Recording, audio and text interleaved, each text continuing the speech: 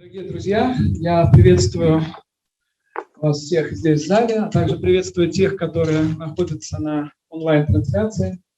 Сегодня вместе с вами будет потрясающий человек, Габриелой Куби, Германии, автор вот этой вот толстой книжки. Это реальный long read мелким шрифтом, который рассказывает о последствиях уничтожения семьи в Европе, в мире сегодня, в том числе в нашей стране, под лозунгом гендерной идеологии. И вот сегодня Габриела будет с нами на онлайн-трансляции. И у нас будет форма общения в форме интервью. Да? То есть я буду переводить ваши вопросы и потом переводить ответы Габриелы. Она о себе расскажет и так далее, но просьба, чтобы вы были активны. То есть какие-то вопросы я приготовил, вот, какие-то вопросы будут спонтанные. Вот, у нас с вами где-то 1,5 часа времени, так рассчитываем. Вот, но я хочу четко проакцентировать, что круче специалиста по гендерной идеологии в мире на сегодняшний день нет. Она может разложить все по полочкам так, как никто другой. Dear Gabriele, we invite you to speak your interview. I will ask him the questions. Also, other participants will ask the questions to you. But first, I ask you to tell something about you, about how you decided to do what you do. Я прошу Габриелу рассказать несколько слов, как она решила заняться тем, чем она занимается сегодня. Please. Good morning, dear friends in Belarus, Your Excellencies. I greet you especially. It's an honor that you are here. I greet you, Wladysław Volochovich. I don't know whether I pronounce your name in the right way. Very well. And I thank you very much for the invitation. We met personally in Vienna a year ago, I think. And actually, I wanted to be in Belarus for my first time, but the overall situation didn't allow that to happen. Я хочу приветствовать всех здесь. Особенно я хочу приветствовать экселленций, которые пришли на наш конгресс. Я приветствую Владислава. Мы встречались год назад в Вене. Я еще добавлю, что мы встречались с Габриелой в 2014 году в Кремле, на том конгрессе, который Ева рассказывала. И, к сожалению, я не могу присутствовать вживую. Сами понимаете, да, сегодня не время вот этих вот путешествий. Но, тем не менее, у нас будет возможность пообщаться. And I greet especially the mother I see at the back with the baby. Особенно я хочу приветствовать маму, которая сидит сзади с ребенком. It is we are protecting life. If we protect life and support life, we build our own future. And if we если мы поддерживаем жизнь, мы таким образом строим наше будущее. So we have to be thankful for every single mother who is willing to do what she is as a woman, give life and be a mother. Поэтому мы должны быть благодарны за каждую маму, которая просто является мамой. Потому что сегодня мы за каждый дар жизни должны быть Богу благодарны. I'm a mother of 3 children and 4 grandchildren. And я мама 3 детей, у меня 4 внуков. And I'm absolutely delighted as a grandmother now to see life and my astonishment of what the human being is seeing these little children coming into life is growing when I see them. И теперь, вы знаете, когда появились внуки, я еще с большим вниманием, еще с большим восторгом смотрю на этот дар жизни. Это просто полное восхищение, да, вот эти, как растут эти маленькие дети. Wladysław, you asked me how I come to do what I'm doing. Вы попросили меня сказать, что я делаю, почему я делаю то, что я делаю. I have always lived in Bavaria, in South Germany. Я всегда жила в Баварии, это Южная Германия. And I want to tell you when I'm born, because that is important to know which part of history we know by our personal experience. It was in the last year of the war in 1944. Я бы хотел рассказать, знаете, что важно все-таки моя история, в какие времена я росла, то есть в какие времена прошло мое детство и юность. Вот, я родилась в 1944 году. So I've grown up in a country, and all my life I knew freedom and wealth, the increasing economic miracle in Germany. Я все мое детство проходила на фоне вот этого вот роста состояния моей страны, то есть роста богатства. Да, вот это and peace. And peace. И мира, да, то есть был мир, не было войны. And now I see all this coming to an end. It has all become shaky. А сейчас я вижу, что все это приходит к концу, все это начинает колебаться и разваливаться. My father, at the time when I was a student and a pupil, was a left-wing journalist, very well known in Germany. Мой отец был, когда я была ученицей в школе, в те времена мой отец был журналистом немецким левых взглядов. So when I sympathized with the left-wing student rebellion, I studied at the West Berlin University, the West Berliner Universität. И когда началась вот эта вот культурная революция, либеральная революция 60-х годов, как раз в тех сексуальная революция, я не люблю это слово, да, сексуальная революция 60-х годов, я как раз тогда училась в Берлинском университете, в Западном. And I was not a rebellion against bourgeois society, but I was the obedient daughter of my father. И не то чтобы я хотела протестовать против буржуазии, как протестовали студенты, но я была послушной дочкой моего отца. And for each one of us, it is a journey of life to become centered in the truth yourself. И для каждого из нас вот все-таки вот наши личные переживания, личные наши убеждения, они, это как бы вот ключ к тому, чем мы живем. So I was in West Berlin when the student revolt broke out in 1967-68. И поэтому, вот я являюсь свидетелем того, что происходило вот этот вот бунт в 67-68 году. Я как раз тогда был в центре этого всего в Берлине. And that was truly very strange because West Berlin was divided by a wall and nobody of the left-wing students wanted to live on the other side. И в тот момент, как вы знаете, Берлин был поделен стеной, вот, и никто из нас, студентов левых взглядов, не хотел и не мог знать, что там происходит за этой стеной. So we knew there was dictatorship and total lack of freedom and suppression and persecution of people in the behind the Iron Curtain, and yet Marxism entered the mind of that generation. Мы знали, что там диктатура, преследование, что там очень полный кошмар, что все под контролем. Марксизм, в общем, вошел в плоть и кровь народа.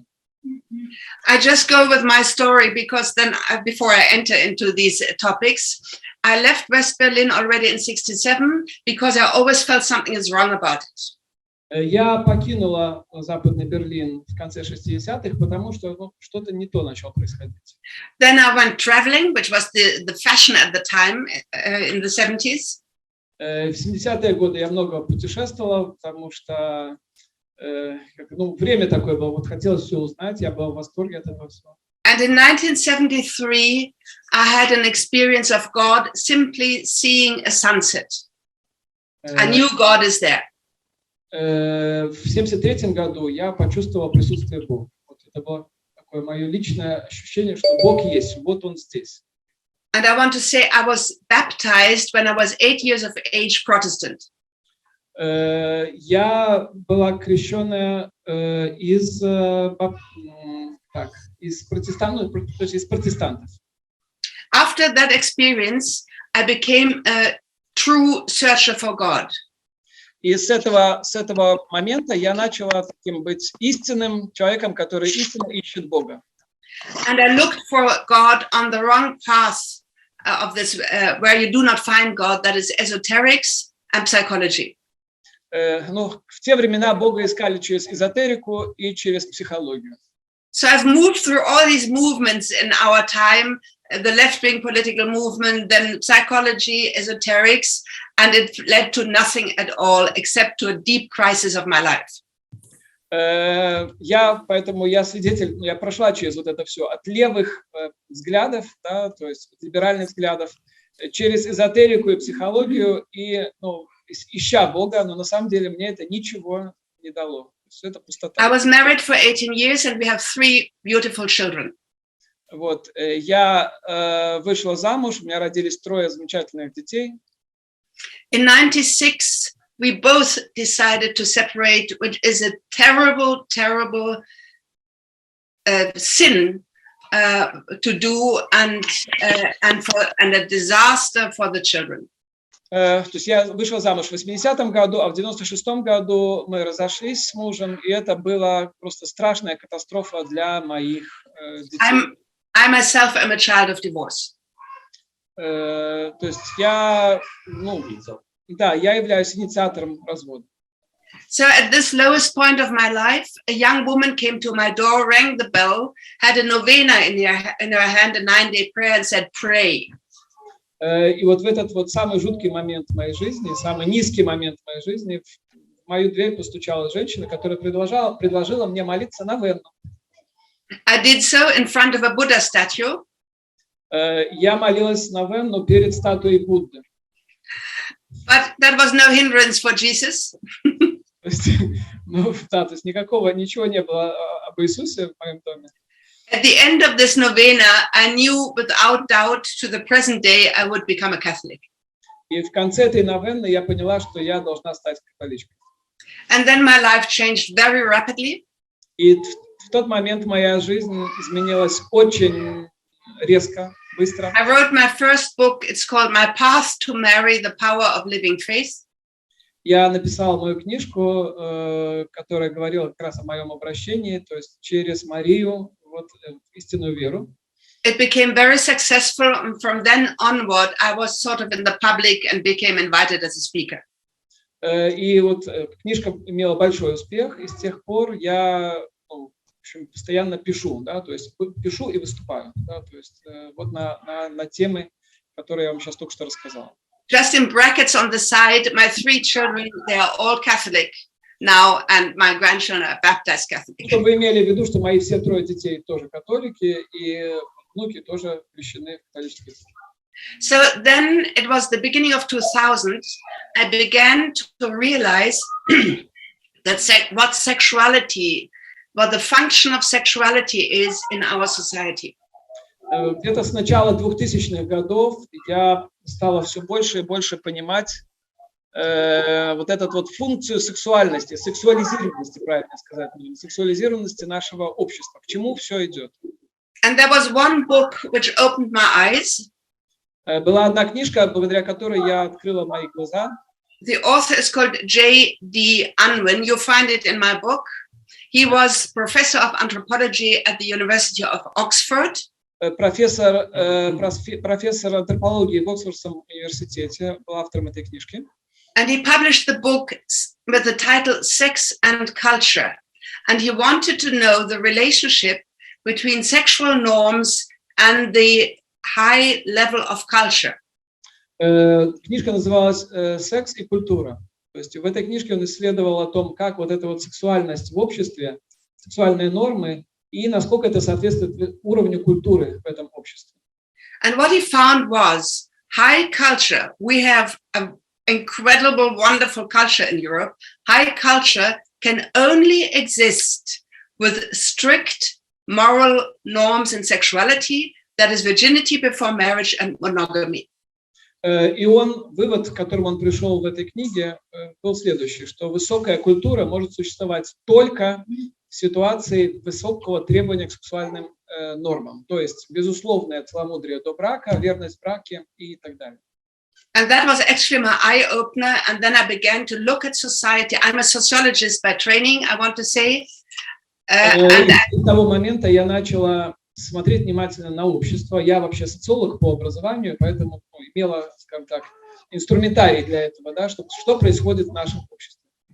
And I realized that this message of the 68 student rebellion to just live out sexuality freely is an absolute destructive virus, let's use that term, in personhood, in family, in our society as a whole. И я четко понимаю, что вот этот вирус, то есть сексуальной вседозволенности, который попал в наше общество во время сексуальной революции, это в 60-х годах, это как раз то, что уничтожает полностью наше общество. Okay. Thank you, Gabriele. People asking once again the name of author of the book. I spell it Unwin, U-N-I-W-I-N. Да, значит, and you will find it in my book. Значит, матушка Вера, вы спрашиваете, в книжке много раз цитируется, в книжке Габриелы Куби, которую мы перевели. Я ее покажу сейчас на экран, еще раз, для наших зрителей. Вот, в этой книжке мы много раз она цитирует этого автора. Yes. Окей, следующий вопрос. Роман, подойди сюда и запытайся. The next question the people will ask. Хотел бы спытаться, откуда растут корни сексуальной гендерной революции? The question is what you see the roots of gender revolution? What was the base of this sexual revolution of 60s? Yes. There are many great minds which contributed to that development. Ideas don't just come and fall down and then they spread everywhere. There is a preparation by philosophers and the thinkers of our time. Значит, конечно, она не свалилась откуда-то внезапно. Она много лет готовилась ведущими мозгами, ведущими мыслителями и философами предыдущих веков. And the very special element of the 68th revolution was that Marxism and the psychology of Sigmund Freud came together and formed a new kind of understanding and a new kind of message for our society. То есть с таким ключевым пониманием это то, что в 20 веке соединился марксизм с фрейдизмом. То есть Маркс плюс Фрейд, это называется взрывоопасная, в общем, такая смесь. As you know, in the Communist Manifesto of 1848, Marx said the first antagonism, the first class conflict is between man and woman. Как вы знаете, в манифесте Коммунистической партии 1848 года Маркс пишет о том, что первый антагонизм, борьба в обществе, она между мужчинами и женщинами. Therefore, the family has to be destroyed. То есть и поэтому семью нужно уничтожить. Which actually was tried out by Alexandra Kollontai. И это уже пыталась Александра Коллонтай. In the French Revolution under Lenin in 1917. То есть начали, то есть во времена Ленина, да, то есть 1917 год. They allowed divorce, they allowed abortion, they allowed every kind of sexual perversity. То есть в те времена, в ленинские времена, были, разрешили вот аборты, которые мы сейчас с вами вспоминали, но мы не знаем о том, что, например, были легализованы и всевозможные сексуальные извращения. Первые гей-парады ходили по Ленинграду. But then Lenin realized he's destroying his people, and he withdrew. He stopped that program. Но потом, как мы знаем, что когда уже коммунисты поняли, что они уничтожают свой народ этими программами, они остановили фактически это был Сталин, который остановил Ленин. In Germany, between the wars, the First World War and the Second, there was Wilhelm Reich. He was a pupil of Sigmund Freud. В Германии в то же время между двумя войнами, между Первой мировой и Второй мировой, на ниве уничтожения семьи трудился Вильгельм Райх, это был ученик Фрейда. And he was very disappointed that in the Soviet Union this whole sexual liberation was taken back. И он был, Вильгельм Райх, очень разочарован тем, что в Советском Союзе Сталин свернул вот эту сексуальную революцию. The 68 movement picked these ideas of Wilhelm Reich up. I remember that his books were spread in the university at the time when I was studying. в 60-е годы, в конце 60-х, Вильгельм Райх был супер популярен. Я помню очень хорошо, как его книжки просто распространялись по университету. And there was a new message concerned the women movement. The message was women are suppressed by patriarchy. We women need to get out of the slavery of motherhood. И параллельно было вот это вот желание женского движения, да, что типа нам нужно срочно освободить женщин от, классное слово, опрессии, да, что их вот давят этих женщин, да, то есть придавливают, в первую очередь чем? Материнством. So the name for that is Simone de Beauvoir, the mistress of Jean-Paul Sartre. Ну и здесь, конечно, в первую очередь надо вспомнить Симон де Бувуар, сожительницу Жан-Поля Сартра. She said, "Get out of the slavery of motherhood." Она сказала, нужно освободиться от рабства материнства. So I already at that time, still sort of flirting with left-wing ideas, realized if we destroy motherhood, we destroy our own future. It was just obvious to me. It was like 2 and 2 is 4. И я помню, что тогда хоть я была вся вот в этих левых либеральных идеях, я понимала, что если мы уничтожим материнство, мы уничтожим вообще все, потому что если детей не будет, все. So I was never a feminist. Фактически я никогда не была феминисткой. Я чувствовала, что что-то не так. The feminist movement was used by the cultural revolutionists. И феминистское движение было использовано вот этими культурными революционерами, то есть сексуальными революционерами. And there are 3 stages. The first stage is equal rights, which was indeed necessary. I think women should be able to vote, to have good education. We are the same in dignity, so we should be equal in law. Потому что в феминизме у них есть 3 стадии. Первая стадия – это то, что женщина, она такая же, имеет такое же достоинство, как мужчина, да, то есть ее не нужно обижать, дубасить и так далее. То есть, на самом деле, вполне все нормально. Первая ступень феминизма понятна еще, да. The second stage was Simone de Beauvoir, emancipation. Get out of marriage and live out your sexuality and abort your children. Вторая степень вот этого феминизма, освобождения женщин, это эмансипация. Это вот ее знамя, это Симон де Бувуар. То есть, что такое эмансипация? Освободим себя от материнства, свободная любовь, аборт по желанию, то есть, живи, делай, что хочешь. Женщина свободного типа. And then there's the third stage, which we are in now, the gender revolution. А уже третья степень феминизма – это гендерная революция. The central name for this is a US-American philosopher, Judith Butler. И такой иконой вот этого вот третьей волны феминизма является американская философ, они говорят философка, вот, так они хитро себя называют, то есть они что-то Джудит Батлер. Judith Butler. Которая до сих пор живет и здравствует. Again, everything in links you will find in my book.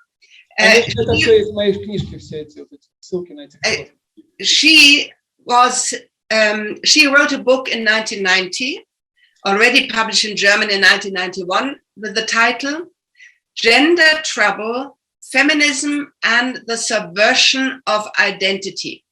Она написала книжку в 1990 году под названием «Проблема гендера», Gender Trouble, такой очень trouble, то есть проблемка такая, да, напряг гендера.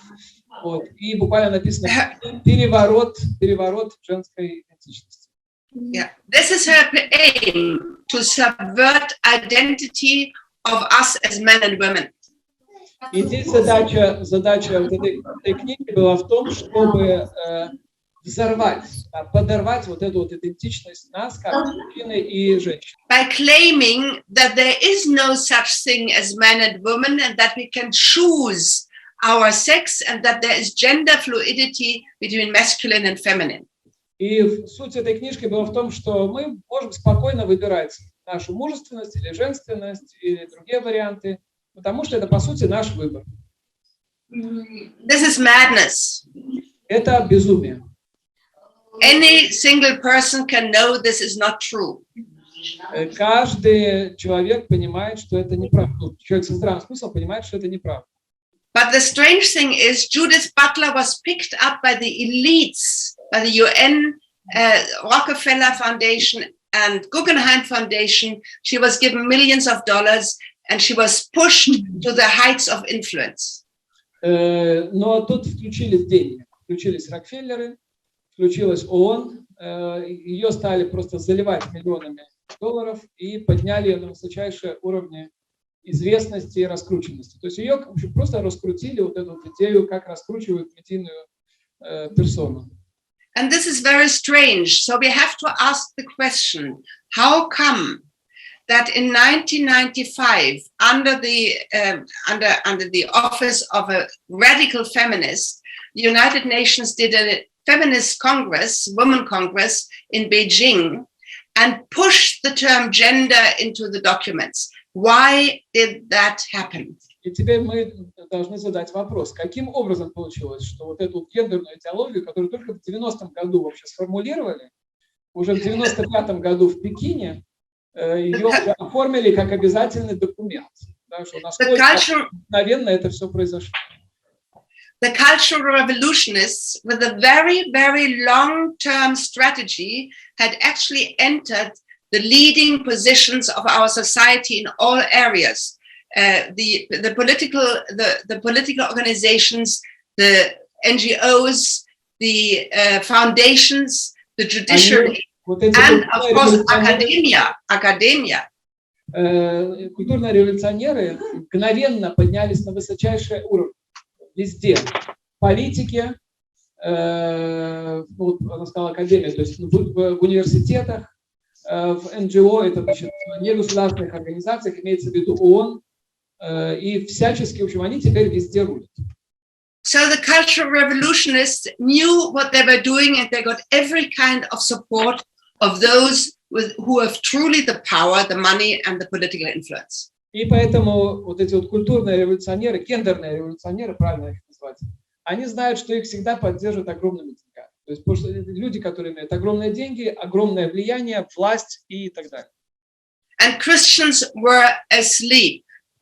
А христиане в это время спали. In our Western Hemisphere, we had the majority, and we thought, oh, it's all comfortable, it will always stay like this. Мы в Европе в это время чувствовали себя уверенно, спокойно, что с нами не случится, все будет хорошо. One of the main issues of this cultural movement was the sexualization of children. И главная идея вот этого вот этой гендерной революции – это сексуализация детей. And I blush with shame if I have to tell you what is happening in the sexual education in our kindergartens and schools. Я сгорю от стыда. Я попытаюсь вам рассказать, что происходит в наших садиках или школах. Let's have another question. I could go on and on. Потому что, понимаете, ей болит просто. Про эту сексуализацию детей в детских садах это просто в голову не берется. Я вижу, пани Галина, вы можете сказать просто, что-то там уточнить. Пройдите, скажите просто пару слов, потому что она стесняется продолжать. Спадарыня Габриеля, я працую здесь. Спадарыня Габриеля, я шмат гадоў працую ў сістэме адукацыі. A lot of time I'm teacher in high school. І я павінна расказваць нашай беларускай моладзі. So I need to tell to our Belarusian youth горкую правду про ЛГБТ. I must to tell the real truth about this sexualization, about LGBT. So я требую, чтобы она дала какие-то примеры, да? So, и тому я вас прошу рассказать горкую тую правду, что отбывается теперь у школы Германии, детских садках. So please tell us some examples. What is So я повинна she asked for details. Как не повторилась вот эта трагедия, драма у нас. that this drama will not repeat in our country. So please give some examples of what I is. certainly hope that this will not be a repeat. Она говорит, я надеюсь, что это не повторится, конечно, в вашей стране. No, I said, I hope you wake up and really fight, because before it is too late, because the attack is international and global and is on every single society. Я верю, according to the cultural conditions of that society. Я верю, что у вас это не произойдет, но вы должны быть готовы воевать. Вот, потому что эта гендерная революция, она подстраивается под каждую культуру, под каждую страну. Они находят пути, чтобы уничтожить, несмотря ни на какие традиции. So what is the content of sexual education as it is promoted by the United Nations and the European Union? The documents for sexual education of the United Nations, they are all promoting what I'm going to tell you now. Значит, то, что я сейчас буду рассказывать, это все записано в документах, официальных документах ООНовских. Вот, и то есть содержание вот этого вот растления детей, молодежи, то есть это, никто этого не скрывает. Евросоюз, да, так само Евросоюз. The foundation of the whole sexual education is the thesis that the child needs sexual satisfaction and that we have to show to the child, the tiny child, how to achieve sexual satisfaction. То есть главная идея сексуального образования, что ребенок нуждается в сексуальном удовлетворении с самого нуля. Вот, и наша задача его научить достигать сексуального удовлетворения. So it begins teach the child masturbation. Поэтому они начинают с того, что учат детей мастурбации. Show the child, the small child, how masturbation works. И показывают маленьким детям, как производить вот эту мастурбацию. Then in kindergarten, I'm talking, you won't even believe it, but it is from my own very close friend, a mother of 5 children. То, что я сейчас рассказываю, вы не поверите в это, но моя подруга, очень близкая подруга, мать 5 детей, то есть она это рассказывает. She has her children in a Lutheran religious, so to speak, kindergarten. Ее дети ходят в лютеранский детский сад, в религиозный детский сад. And one day she enters the kindergarten and there opens the door and 2 naked children come out of this room. Однажды она приходит в детский сад, и 2 голеньких детей выбегают из комнаты. She's very astonished, and then she finds out that the children have a room for themselves where they can close the door, they will not be disturbed, they can undress and do whatever they like. Оказывается, в детском саду есть специальная комната, куда дети могут пойти, закрыться, раздеться и вдвоем делать что-нибудь вот такое. She protested, and the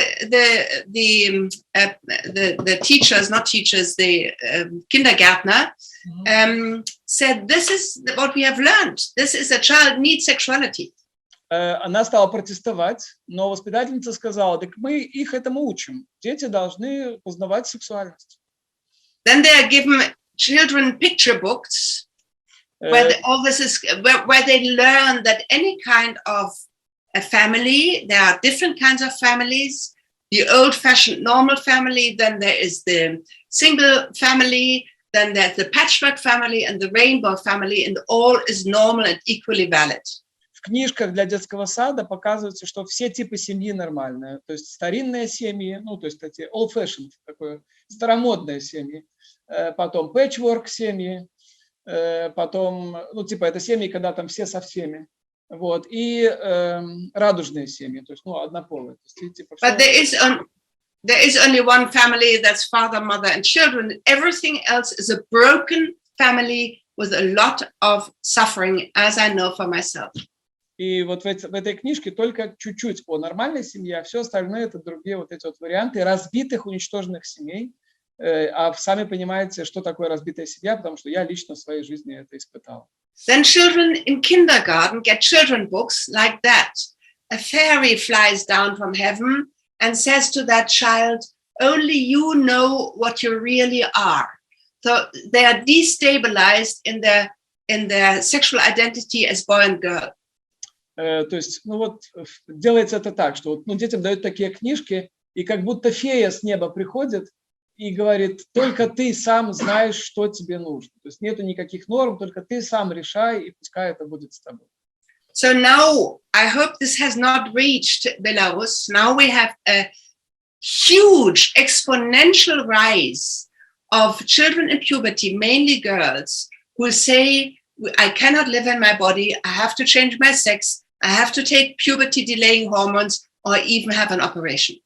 И сегодня Германию просто заливает поток, волна вот этих вот детских камин-аутов, когда ребенок говорит, я живу не в своем теле, я должен поменять свой пол, я должна пить гормоны. Она говорит, как правило, девочки недовольны того, что они девочки, и они начинают пить гормоны и даже просят о хирургической операции. Это вот прямо вот сейчас происходит.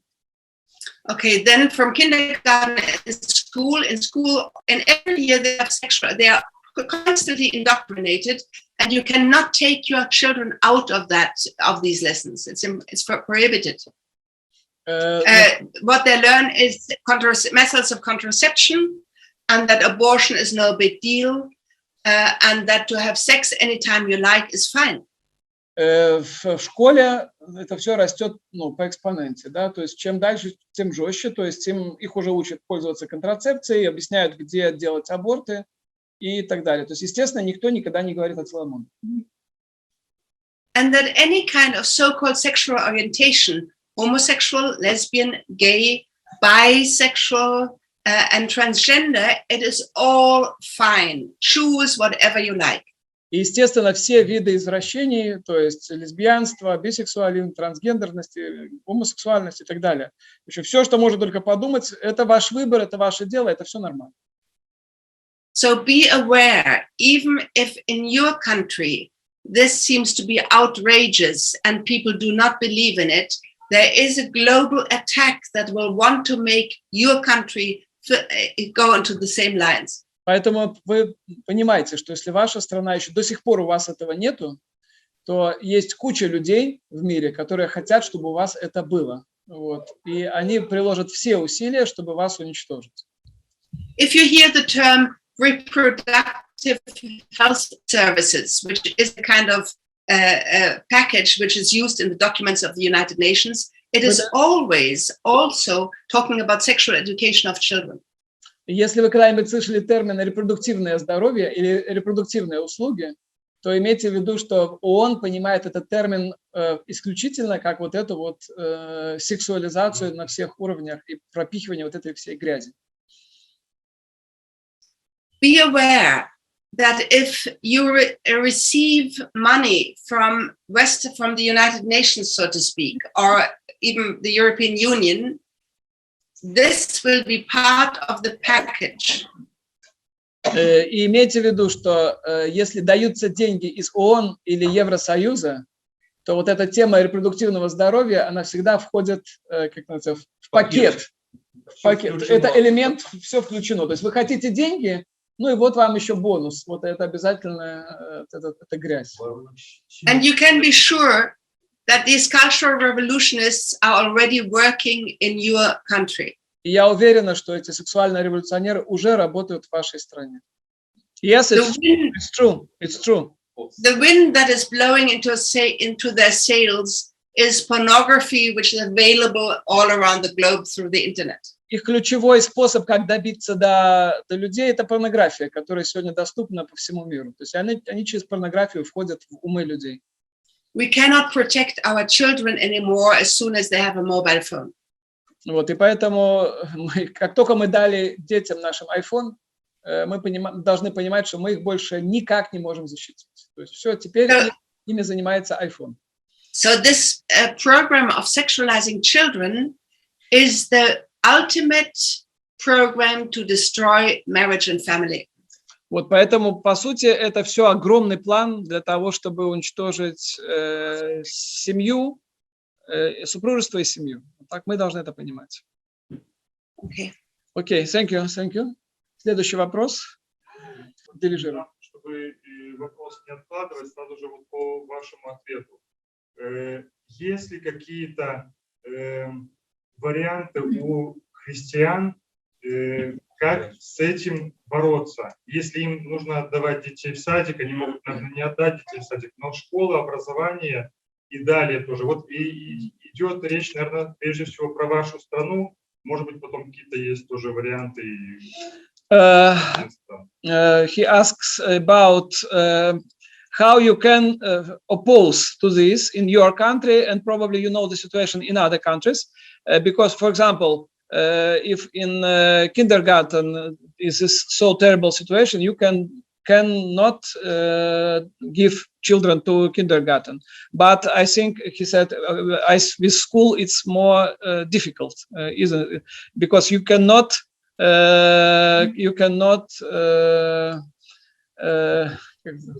prohibit the school for children. Children must go to school. So what you can do in Germany, for example? In some countries, they also must go to kindergarten. In Austria, they with 4 years of age, 2 years before school, they must go to kindergarten.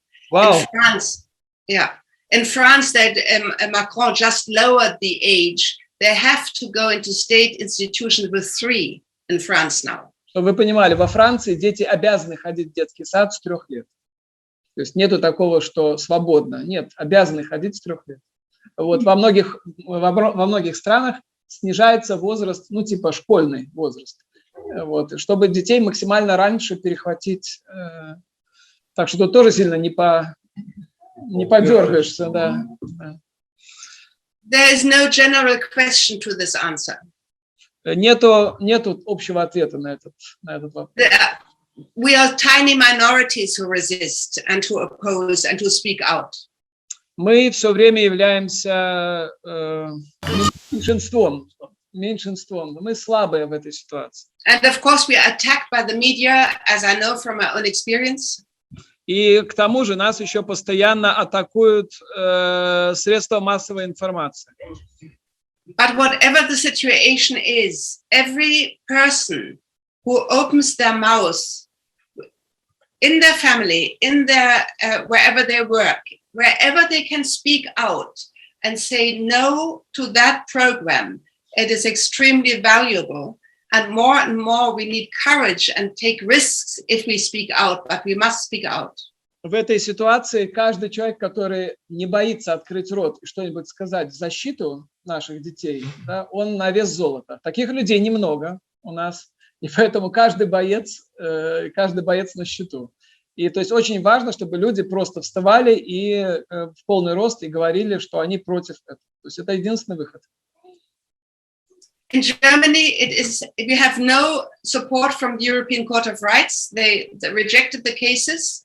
You cannot take your children out of this indoctrination in school, which is absolutely a tragedy. В Европе законом запрещено останавливать вот эту вот индоктринацию детей. То есть это, конечно, абсолютная трагедия. То есть есть закон Евросоюза, который четко навязывает, что дети должны в этом участвовать. The tragedy is that the churches are infiltrated and the bishops do not speak out. This is the real tragedy. Самая жуткая реальная трагедия это в том, что церковь молчит, бископы молчат, они боятся открыть рот, и чтобы их там не заклевали. We just had the gospel just recently. We are like sheep without a shepherd, and we need the shepherds. Мы в этой ситуации как корабль без капитана, то есть как стадо без пастыря, да, то есть нам нужны пастыри. And then wherever you are, you have to build up resistance. The school must know there are parents, there are fathers who look closely and who will open their mouths and who will make life difficult for the school if this kind of thing happens. И поэтому вся надежда на родителей, которые будут дергать школу, чтобы это прекратилось, которые, она сказала, что сделают жизнь для школы невыносимой, да, то есть постоянно будут дергать школу прекратить это. Она говорит, это единственная наша надежда, если сами родители будут подниматься, потому что сверху постоянно будет эта грязь идти.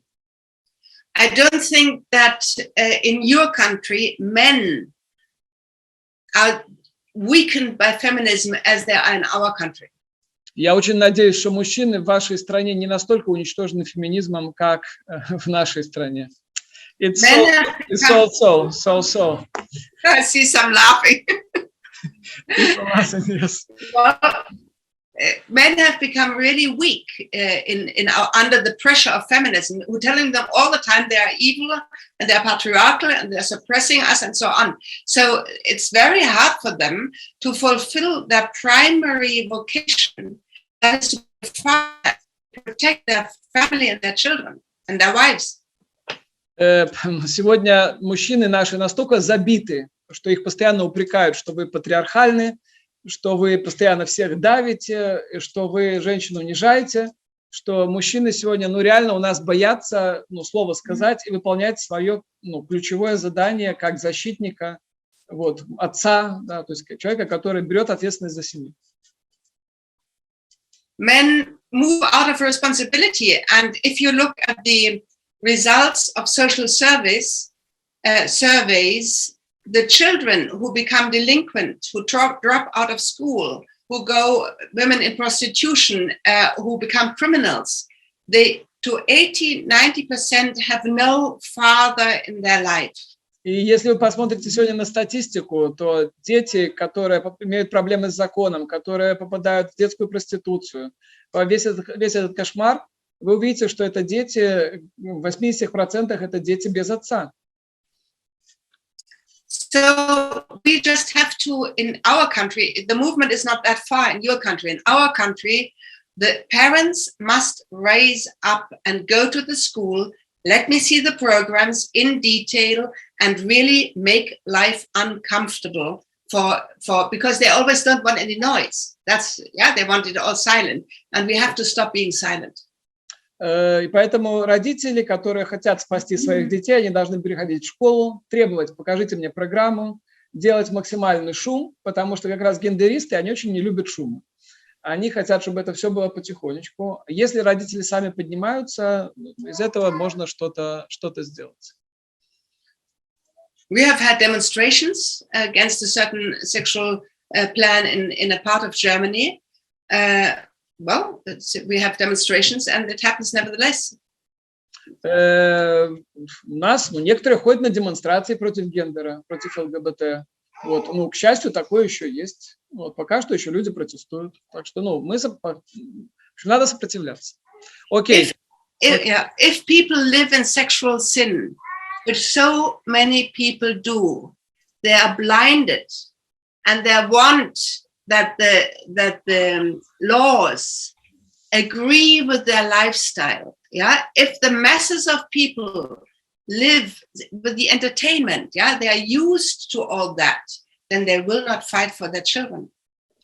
Если люди живут в сексуальном грехе, они как раз хотят, чтобы жизнь вокруг соответствовала их убеждениям, да, то есть если люди постоянно в этом сексуальности, в этой крутятся, в извращениях, они хотят, чтобы мир вокруг соответствовал их убеждениям, то есть их состоянию, да, то есть и другого, это выход. So the first step is to build your own stable family yourself. И поэтому надо начинать с того, что вы сами строите свою крепкую семью стабильную, и потом вы будете хотеть, чтобы мир вокруг соответствовал вашей семье, да, то есть стабильности вашей семьи. Окей, thank you, Габриэля. Друзья, вопросы? His Excellency. Yes. Gabriela, thank you very much for your presentation. With your permission, I will use this example, your conversion to Catholicism, in front of the statue of Buddha. It is difficult for me to understand you. Can you repeat, Vladislav? His Excellency said that he is very impressed about your conversion to Catholic faith between the statue of Buddha. It left my house immediately afterwards. The statue. Владыка сказал, что он очень впечатлен обращением, тем, что Габриэля обратилась в католичество перед статуей Будды. And I asked you permission to use this example with my family. he asked your permission to, вы можете говорить по-русски, а я сразу буду переводить на английский, это будет правильнее, я ближе сижу. And he asked your permission to use your example in his homilies. Of course, if Vladislav decides to publish my first book, everybody can read it. Okay, thank you very much. Если Владислав будет в следующей моей книге, мою первую книгу публиковать, там я об этом хорошо описываю. По-русски говорить. Да. Да, вы только что сказали очень правильно, что никто не говорит о проблеме гендер, как у нас говорится, и тоже епископы как бы voiceless, без голоса. You said that nobody wants to speak about this problem of gender propaganda, and also the bishops are voiceless. Yes. Да, я с вами совершенно согласен, потому что мы, епископы из Восточной Европы, присутствуя на разных конференциях, даже на синодах епископов, чувствуем себя очень и очень некомфортно в обществе епископов западных. We as bishops from eastern part of Europe, when we are at the meeting, international meetings of bishops, we are feeling us very uncomfortable between to being with bishops from the West countries. И когда я столкнулся с этим, встретился с этим, я в первую очередь почувствовал, что какой-то такой дух там, так сказать, политической корректности. I saw this when I met this situation first time. I felt the spirit of political correctness among bishops. Несколько лет тому назад меня пригласили на Мальту, на одно торжество. Понятно, Мальта — это 2 острова, и на этом меньшем острове был Гоза, куда меня вез водитель, и там надо на пароме ехать, достаточно много времени было. Several years ago, I was at Malta, and Malta, these are 2 islands, and there was long way for me to go by car, after by boat, by ferry, so it was long time. Ну, это человек, который для меня Мальта — это католическая страна с традициями и так далее. For me, Malta is a Catholic country with traditions and so on. Но этот человек рассказывает, что наше правительство, наш парламент принял законы, разводы, аборты, гендер и так далее. And driver tell me that our government allowed divorce, abortion, LGBT and so on. Ну, потом, конечно, я там проповедовал, и, значит, я затронул этот вопрос. Как так может случиться в такой католической стране Мальта? Ну, такие законы принимают. I preached there in the church at this island, Gozo, and asked how it is possible in such Catholic country as Malta to this situation. Потом настоятель мне говорит, что пришли к нему люди и говорят, этот епископ с Востока против нашего государства, выступает против нашей власти. And after the priests came to him and said that people, parishioners, came from after the mass, said to priests that this bishop from the east says against our country, against our government. К чему я веду? Я веду к тому, что вот это вот, ну, так сказать, отсутствие голоса епископа, оно может быть вызвано каким-то давлением со стороны мирян. Да, я скажу дальше. And probably this pressure from West bishops came also because of His Excellency. Of him. Why bishops are voiceless? Потому что чувствуют вот это вот давление со стороны мирян тоже. Вот то, что я на себе испытал. Because they feel this pressure from lay people. What I experienced on Malta. Вы в Германии живете, я что слышал, то слышал, не знаю, правда или нет, но просто говорят так где-то И у нас здесь говорят, и поедешь за границу, что вы должны слушать нас, светских людей, мирян, потому что мы платим Kirchensteuer. Мы платим налог, если не будем, мы не будете слушать, мы не будем платить. I know the situation, I heard about situation in Germany, that lay people come to bishops and say, if you will not hear us, lay people, we will not pay the Kirchensteuer. No. Так говорят. I heard about this. Я слышал. Но еще другое. But it's the other way around. It's the other way around. Окей, я рад, что это. I'm happy that it's not.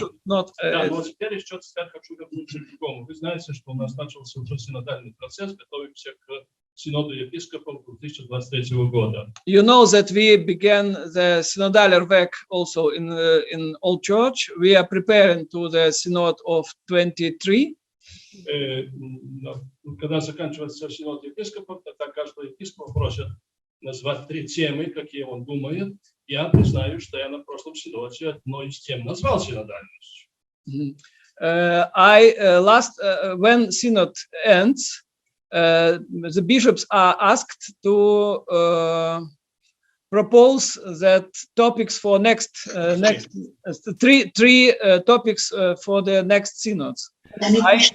I can say that I propose the topic of synodality.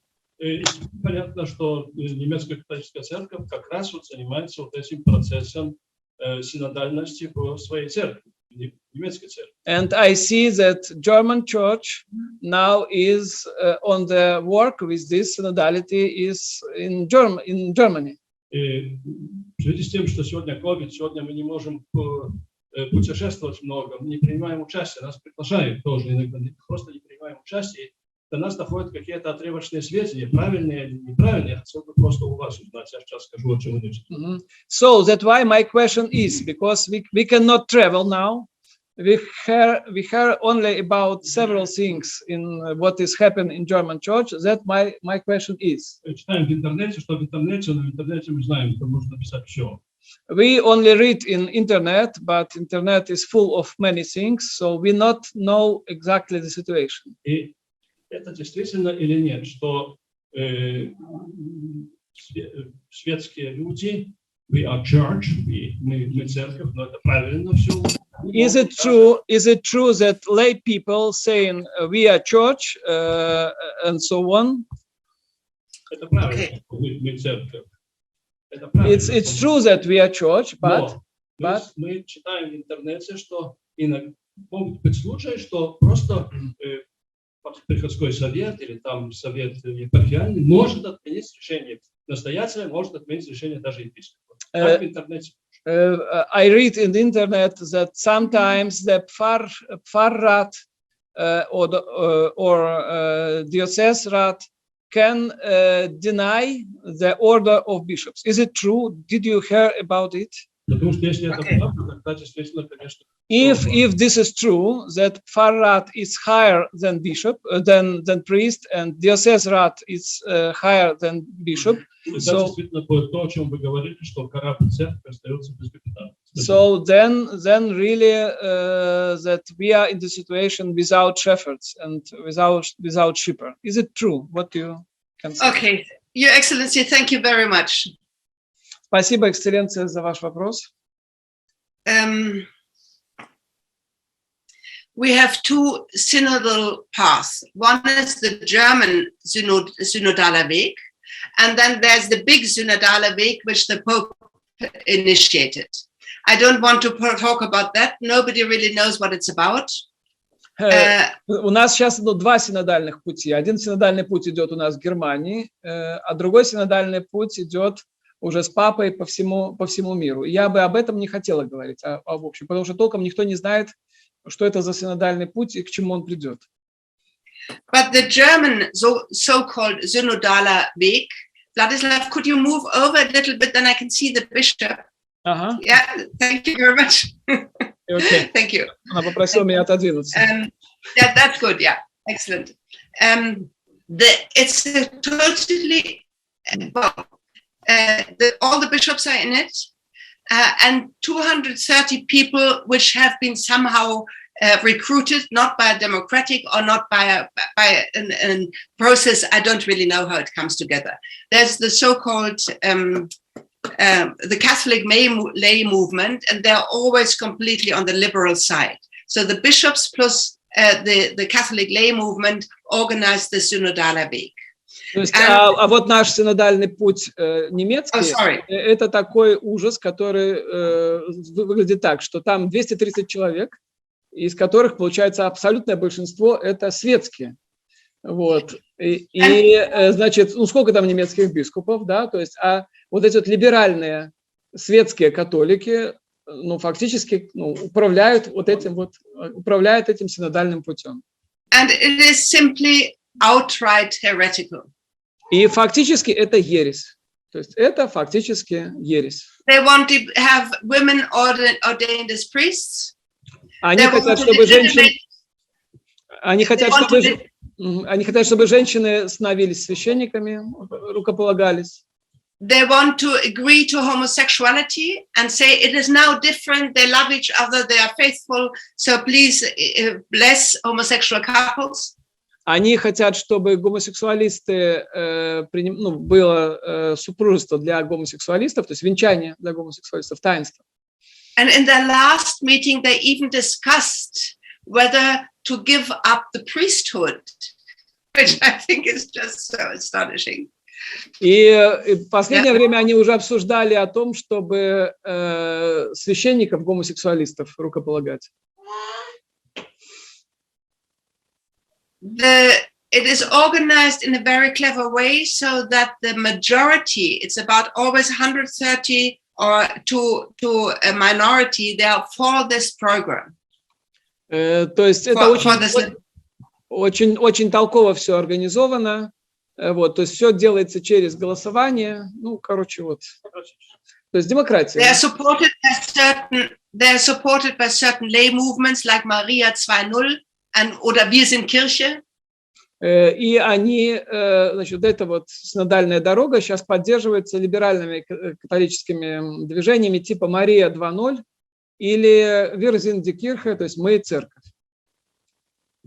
But what is more important, the media are totally behind that program and behind the lay people. Но что самое жуткое, это что все СМИ четко на стороне вот этих вот светских людей. And the bishops are truly in a very difficult situation.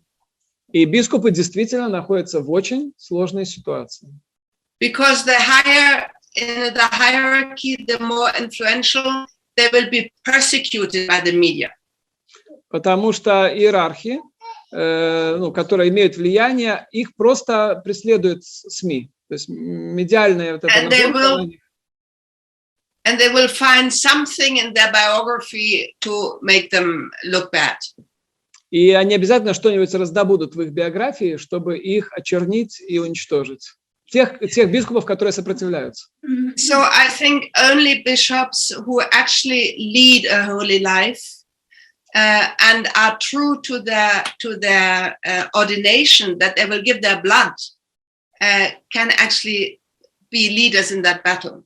И поэтому сегодня фактически только бископ, который ведет абсолютно святую жизнь, он может как-то сопротивляться.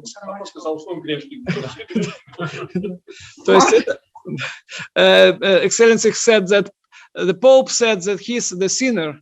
What can we say as bishops? We are all sinners. Да, мы все грешники, это понятно. Ну, то есть бископ должен быть вообще без сучка, без задоринки. То есть вот он должен быть идеальный, чтобы к нему не прицепились СМИ. The great danger, and we are in the middle of this, is that in Germany and other countries who go on this line, the same thing will happen as in the Netherlands.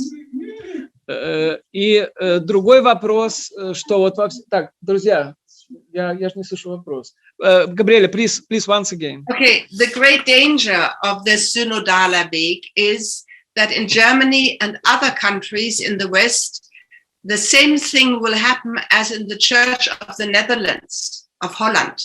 значит, большая опасность вот этой синодального пути, этой синодальной дороги, это то, что в церкви происходит то же, что происходило в Голландии. They destroyed the church in three. They had a very high level of Catholicism, and within 3 decades, it was just over. They destroyed it, yeah. Церковь, католическую церковь в Голландии, которая в свое время была на очень высоком уровне, уничтожили за 30 лет полностью. Сейчас, говорит, ничего не осталось. And we in Germany now have, of course, we have no priest vocations, hardly any. We have hardly any priest vocations. Сейчас у нас в Германии нету практически священнических призваний. So we have larger and larger parishes, huge parishes, and lay people are put into positions of decision positions, and the priests have nothing to say or little to say. Сегодня, то есть получается, на одного священника все больше и больше парафиян, то есть парафии становятся все крупнее и крупнее, и из-за того, что священник везде не успевает, светские берут ответственность за парафию. So the renewal has to come from and can only come from those who have a true and living relationship to Jesus Christ and His Mother. И поэтому мы видим, что спасение, наша надежда, что изменить эту ситуацию можно только от тех людей, которые живут полностью верой в Господа Иисуса и опекой Матери Божией. Josef Ratzinger said this in a prophetic essay, I think at the end of the 50s even, where he said the church will become very small, but then it will become true again, and the people will notice that the church has something which they desperately need for themselves. Йозеф Ратцингер написал пророческое эссе, очерк. Мне кажется, что она сказала в 50-е годы, может быть. Вот Владыка знает, читал. Значит, о том, что церковь снова станет маленькой, она уменьшится до минимального размера, но она будет настоящей. И она будет истинная, и тогда люди, которые живут в мире, они видят, что у этих верующих, у них что-то есть. Да, что-то у них эта соль земли есть. Okay. Thank you very much. Thank you, Gabriela. Thank you. It was very, very strong. Да, very strong. Честно говоря, я после таких вопросов даже не знаю, что и спросить. Так, братья, там есть еще сестры вопросы? Да, ласка. Можно, Вика, можно ближе сюда подойти, потому что все равно от того микрофона ничего не слышу. Добрый день, Виктория. Хочу, во-первых, порадоваться за нашу Беларусь, то, что я слышу про ваши детские сады, как ответ могу сказать, что меня попросили в детском саду пошить одежду для кукол, которые есть в группе, и воспитатель обратил внимание, что обязательно для каждой куколки, даже для маленького пупсика, надо пошить нижнее белье. Это детки, которые играют с ними, они должны эту культуру соблюдать. И это, говорит, у нас проверяется на уровне заведующей. Сейчас я переведу. Gabriele, you can enjoy about our kindergarten because she's mother of 6, and she was asked by kindergarten teacher to sew, да? To sew the clothes for куклы, мама дорогая. То есть for dolls. Yeah. And it was exigent that all dolls must have lingerie, that they must have, they must be very well dressed, because in the set they said so they cannot be naked. They must have lingerie because they control it. Okay. The chief of kindergarten control this. И такой вопрос. So my question is. Столкнулась в школе, нас пригласили на встречу сексуального воспитания детей. Пригласили родителей, как представителей от каждого класса. I was invited to school for one meeting about sexual education. So for parents, parents were invited for a meeting about sexual education. Я была неприятно впечатлена. То есть началась встреча с того, что возле каждого из родителей лежала бумажка, и вот выступала молодая девушка лет 20. Она предложила каждому объяснить то слово по очереди, которое у него написано. So the teacher, the leading person was young girl about 20. We had the sheet of papers where was written something, and she proposed that we explain this word, what is written on this paper. На этих бумажках по-хорошему были всевозможные сексуальные извращения. On these papers were written different sexual perversion. Ну или предметы какого-нибудь секс-шопа. Or things from sex shop. Когда мой сосед, взявший одну из бумажек, прочитал гомосексуализм, он сказал, ну это извращение. When my neighbor on his paper was written homosexuality, he said, this is perversion. It's very easy. Скажу, эта молодая девочка могла закрыть рты всем и проповедовать свою идеологию настолько, что я не могла ей противостоять практически никак. Были преподаватель биологии. Я переведу секундочку. So, and when he said that this is perversion, this young girl with 20, she was so well educated to discuss and to defend homosexuality that nobody was able to stay against her.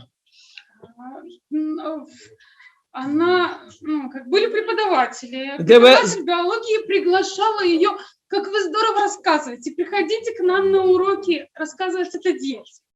So among parents was one teacher of biology. So she invited this girl to school. Come to us and tell to children on the lessons of biology what it's so nice what you tell them. Она проповедовала. Вика, вопрос. Вопрос в том, то есть я объясняю ситуацию, вот эта гендерная идеология. Когда я вышла, я была в шоке. Я пошла к директору. When I was out, so I was in shock. I came to the chief of school, to director. Сказала, что нельзя учить детей, что они учат родителей, научите детей пользоваться презервативами, и так далее. И она не раз ссылала, что когда я объясняю детям, когда дети играли в такую же игру, как вы, и подобное, то есть я понимаю, что то, что она толкала идет с детьми. And I know that this girl who was trainer, she has the same lessons also with children, with teenagers. И я директору сказала, что это недопустимо. На что он сказал, а что нам делать? У нас в 9 классе беременные уже девочки. Okay. So, and the director said that we allow her to come to us because we have no other choice, because in 9th class, so it's about 9 класс это 15 лет, so it's 15 girls are already pregnant. So what we can do, we must to save them from pregnancy. Подождите, он сказал, что... Вика, сейчас, секунду, 2 секунды, вопрос, что с этим делать, но я поговорила с директором, он меня отправил, что это вообще не от него, идите в поликлинику, это к нам от поликлиники прислали. Я пошла в поликлинику к заведующей, она сказала, это не мы. Это министерство. Нет, она не сказала, что министерство. Она сказала, что поликлиника, если присылают своих специалистов, они говорят про венерические заболевания, еще что-то. Ясно. Но это не мы. Как с этим бороться? Как это на корню убрать, чтобы это не хлынуло в школу, не хлынуло к моим детям, чтобы они не слушали вот это. So, briefly, she said that nobody cannot to find the roots. Who is responsible that people like this come to the schools? Everybody says it's not we. It's we just use their help and something. So, Gabriele, can you comment this situation? Yes. Well, thank you very much to the mother of 6 children.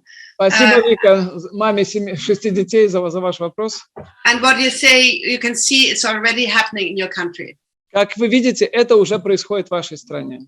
Probably this girl was already trained to do what she does. Скорее всего, эту девочку очень хорошо обучили делать то, что она делает. And there is a vacuum. There is no preparation, apparently, in your schools that gives children a good message. And the message has, yes? И, скорее всего, я думаю, что дело в том, что в ваших школах нету хорошей подготовки к семейной жизни, которая бы дала детям здравый месседж, да, то есть здравое некое учение.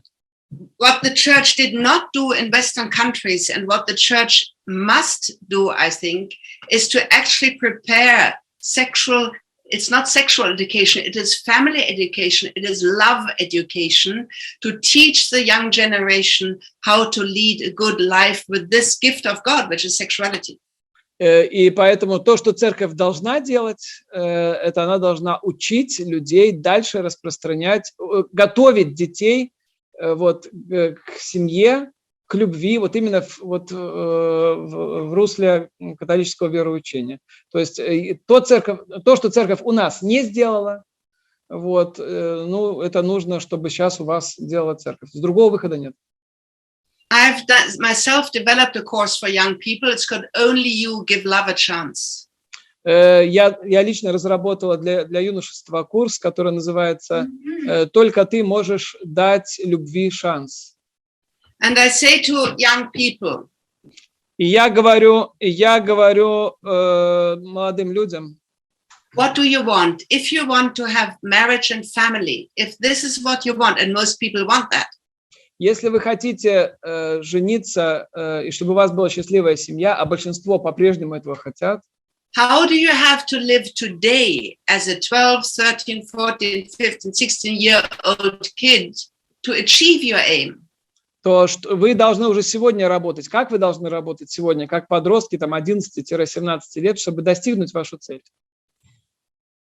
And you don't even need faith or Catholic teaching. You just need your own common sense to tell them it does not make sense to have many relationships before you're married. И тут даже не обязательно ссылаться на католическое вероучение. Тут достаточно просто включить мозги, здравый смысл, сказать, что ваша куча случайных половых связей, они не сделают вас счастливыми, не сделают вас счастливой семьей. You have great risks of abortion, of you need contraception. You will attract STDs, sexual transmitted diseases, etc. То есть вы рискуете, что попадете на аборты, венерические заболевания, контрацепцию и так далее. Вот что вас ждет. But what is more important is to inspire them with the vision of good life. И поэтому самое важное и самое ценное – это вдохновить их на вот этот образ, на видение хорошей жизни. If children come from divorced families, as I suppose many in your country come too, they know the suffering. Если дети приходят из разбитых семей, а я предполагаю, что в вашей стране таких детей много, вот, то есть им нужно вот это вот, у них нету примера своего. Что? Да, то есть им нужно четкий показать пример. Они не видят этого примера в своей семье, а они должны его где-то усвоить. Well, I could go on and on about this. What I think is necessary is that the church develops an alternative and does training courses for young people to go into school and teach the pupils, because there's a vacuum. And there needs to be Поэтому я могу много-много на эту тему говорить, но коротко суть такая. Церковь должна разрабатывать курсы и идти в школы для того, чтобы это проповедовать. It's not possible in our country. Не надо, экселленция. It's possible, только что более гибкими путями. Мы ходим по школам. Да, то есть ходим. Possible. We're saying. Well, which level? Maybe I don't know the situation, but I was. Yes, because our organization, for example, we go to the schools and we have full access to the young people. Only we are small organization, so we need really. We need support, and we need money for that, and we need training, and we need institutes and all that. Of course, in Poland, a very Catholic country, they had a wonderful program Ну, вы знаете, что в Польше, католическая страна, у них прекрасная, например, программа по ГУДЖ, называется «Выхование до життя в родині». Education for the family. This is what we need. Education for the family. Вот нам нужно вот это как раз воспитание к семье. In Belarus, Orthodox Church tried to do this, Yes. but our government don't understand the whole this danger what come to us with gender ideology. Okay, change the topic. Okay. Вопрос, да, Аня? Аня, какая ласка? Можно сюда ближе подойти? Anna, also mother of 6. Wonderful. Congratulations. Сложный вопрос. Обращались ли вы к папе за помощью? Как он вообще, пытался ли вам помочь? И, например, вопрос про папу. Да? Okay, she asks, did you ask the Pope for the help in your struggle, in your battle? How can I ask the Pope for help? But to say the truth, I was always, from the beginning of my work, actually supported by messages by Josef Ratzinger and then Pope Benedict. Я с самого начала моей деятельности, это нужно сказать, что Йозеф Ратцингер, а потом Папа Бенедикт меня поддерживал по полной катушке. То есть есть прям цитаты, там, он ее называет суперборцом и так далее. And now we have a difficult situation. А сейчас у нас трудная ситуация. И это все. The last question. Но она не хочет говорить дальше. Габриела, в первую очередь я хочу выразить свое восхищение вашей отвагой. Irina from Russia. She came to us from Russia. She wants to say you to express как восхищение? Amazing или как-то восхищение? Не. So she thanks you for what you for your courage. Thank you. И я хотела бы узнать, как вам живется в Германии, как лично к вам относятся те сексуальные меньшинства, И вообще. Что происходит в вашей личной жизни? So she asks, you're living in Germany in this condition, how you personally suffer from this LGBT attacks. How do you feel in your own country, from church, from bishops? What you say? How you personally can survive in this situation? I survived well. Да, нормально, говорит, все. I have zero support from bishops. У меня нулевая поддержка от епископов. Zero.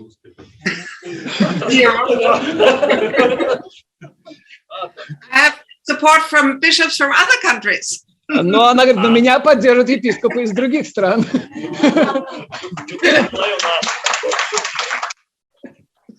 Like from Belarus. Excellency is I have had demonstrations against me. Whenever I spoke, people were in front and demonstrated. And где бы я ни выступала, люди устраивают демонстрации против моего выступления. I'm a right radical. I'm sort of pushed into the Nazi corner, not quite, but right radical. Ее относят к радикальным националистам. Вот, то есть, короче, в общем, на нее идет конкретная нагонка. I mean, anybody who speaks out for the family or traditional conservative values is pushed into the right corner. Если кто-нибудь сегодня говорит о традиционной семье, вообще о семье в нормальном понимании, его сразу записывают в правые, там, короче, говоря, фашисты, нацисты, да, то есть вот, пожалуйста.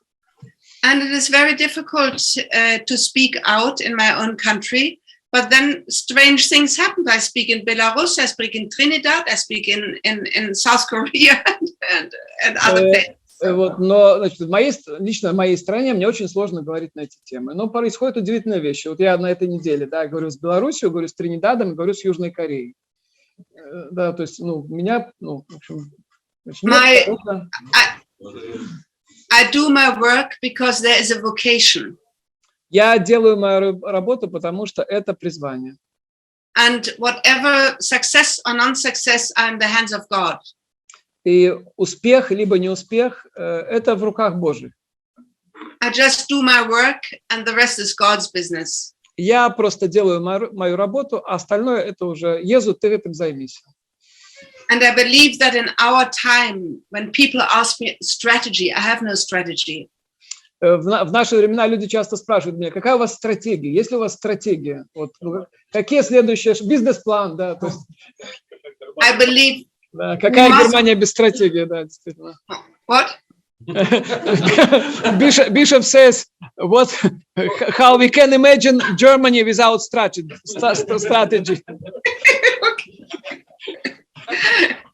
The cultural revolutionists, they have a strategy, a very... А вот как раз у гендерных революционеров у них есть стратегия, и они ее реализуют шаг за шагом. So my only strategy is to increase my connection to the Holy Spirit and to God, and to actually live my life in a way that I have a living relationship where I can ask, what do you want me to do? And try to understand and try to do it. And this is all I can say. Моя стратегия – это усиливать мою личную связь с Богом, со Святым Духом, и спрашивать: Господи, что Ты хочешь, чтобы я сейчас делала? Вот это моя стратегия. Это единственное, что я могу сказать. Yes, and to strengthen the faith in us that over everything is the providence of God. И поэтому мы должны просто понимать, что все под контролем Божьим, все в Божьих руках, все это Божье, провид Божий, провидение. So I try to grow in this faith every day. И я стараюсь идти с этой верой каждый день. Окей. Liebe Frau Gabriele, Sie sind sehr mutige Frau.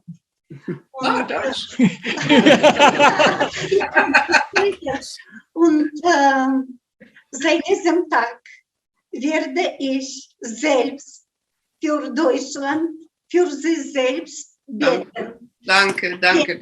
Jeden Tag. Да, фрау, Deutschland und für Sie selbst. Галина обещает, что она будет молиться за Габриелу с этого дня каждый день, лично за нее, и за Германию. И за Германию так само. Danke sehr. Добавляет, and His Excellency said, and for German bishops also. Yes, yes. Thank you very much indeed. And I hope... Адорацию Найсвятейшего сакраменту уперши шестверью змінилась такая практика. Я буду молиться за врятування Германии от сексуальной распущенности. And her adoration. Deutschlands Bischof, Deutschland Katholiken auch beten in der Nacht.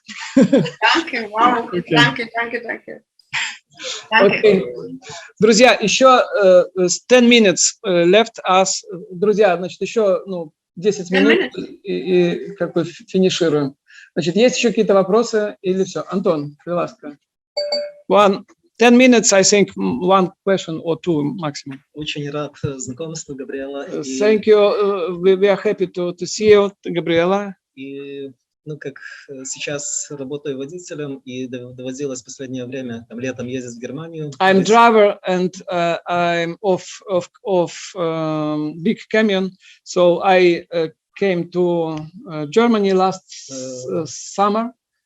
И получилось так, что 3 дня был на выходных, уикенд в Штутгарте, и замечал, что много ездит, много бусиков в этих автодомов ездит отдыхать, а также, что в самом Штутгарте на пикник собираются семьями. Я так понял, что собираются не мигранты, а вот турки, которые много детей в таком окружении. So I was in Stuttgart and I saw that for weekend people go to picnics or people to holidays with mobile homes, and I saw many families who are migrants. So I think they are Turkey or something like this in Stuttgart? И такой вопрос. My question is. Excuse me, could you move back a little bit, then I can see his face, because I can't like that.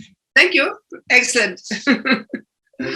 Должны ли, ну вот сейчас на фоне прошлых, когда Германия приняла много. We know that 5 years ago Germany accepted many of migrants to country. Или вот эти люди, которые приехали в Германию, они должны ассимилироваться и принимать вот эти идеологии, или они могут, ну как своими традиционными такими ценностями. Да, жить своими ценностями. Победить. Да.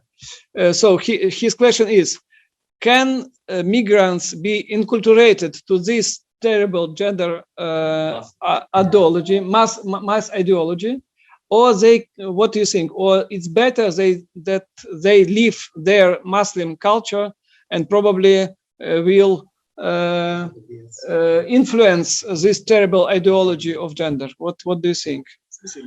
Thank you. Yes. I don't really know where this is going. There is a huge problem, and we are not allowed in Germany to say there is a problem.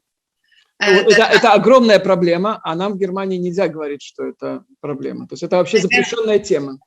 When you are for traditional family values, you are a right radical.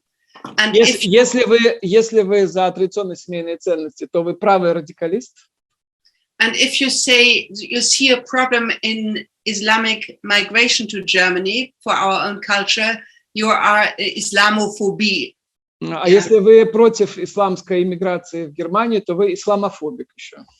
So in Germany it has become very difficult to speak about the central questions and dangers of our culture. И поэтому в Германии сегодня вообще запрещено говорить о центральных вопросах и проблемах нашей культуры.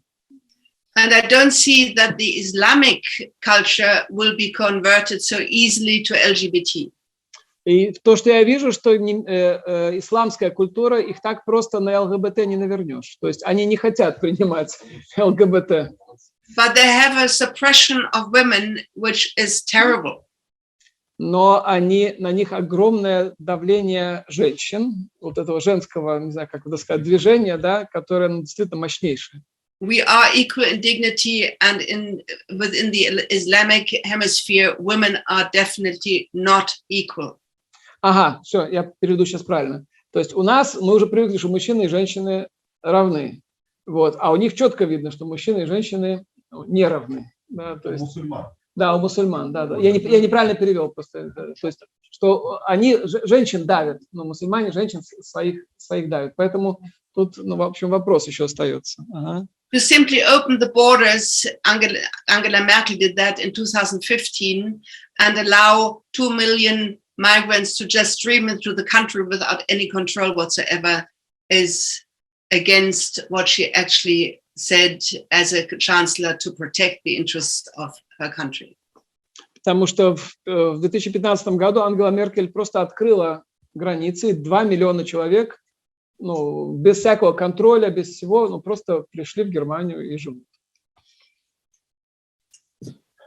So you are not sure that they will be inculturated by this gender ideology. So probably they are a chance for Germany. Who knows?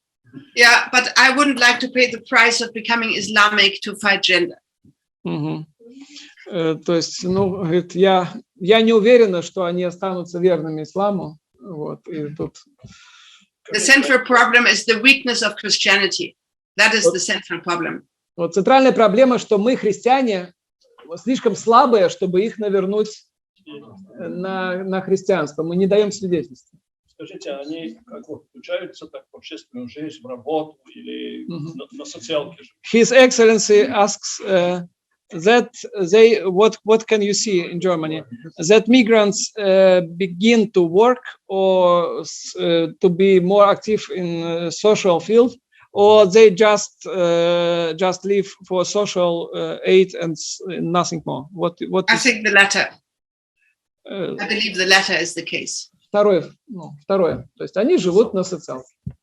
but there's a movement like it's called Elia 21, and there are many conversions of Muslims to Christian faith. Но надо сказать, что все-таки происходит много обращений мусульман в христианство. Много, на 3 раза сказал. Почему я спросил этот вопрос? Потому что позволю себе такой анекдотический случай. Why His Excellency asks this question? He will tell now the short story. Идет человек по Берлину. Идет человек по Берлину, русский солдат. What is the joke? I want to laugh too. Я угадал, что ли? Да. Есть какой-то, надо попасть туда, адрес какой-то. Somebody, the man goes in Berlin and searching for the place, for the address. Встречает встречного. He sees somebody who is going to him. Слушай, как мне пройти на эту улицу? Look, I'm searching for this in this street. Извини, я не местный. Sorry, I'm not from Berlin. Встречает второго. He meets the other one. How can I see this street? Я тоже не местный. I'm not from here. Я иностранец. I'm a foreigner. Третьего встречает. So the third one, he meets the same thing. Ну и так дальше, и так дальше. And so on and so on. А где же немцы? And he asked, and where are the Germans? На работе. And the answer is, Germans are on the work. They are working. Actually had exactly that experience in Frankfurt, and I asked 3 people, and they were all foreigners, and nobody had a clue where the next road was. I actually experienced it. Он говорит, вы рассказали сейчас именно то, что я недавно переживал во Франкфурте. Это правда. Да, то есть это правда. Я встретила 3 человек, и ни один из них не был местным. Так что вот не местные тягаются по улицам, а местные работают. Okay. The people say that somebody must work to pay the social aid. Окей, так, друзья, думаю, что мы заканчиваем, правда? Окей, thank you very much. Thank you very much. Thank you. Thank you very much, Gabriela. It was a really amazing experience. Yes, we understand that it's not easy to speak via Zoom. We understand that Bill Gates knows everything what we're speaking. Yes. But we hope to see you in Belarus. I hope so too. To speak in person. We hope that in spring or in summer the situation will be better, and we will be able to organize your trip. So thank you very much to being with us. We will spread this video. I will give you a link so you can also share among your friends. Thank you and God bless you. Thank you very much indeed. Thank you very much for your attention. Thank you. Can we have a blessing from the bishop?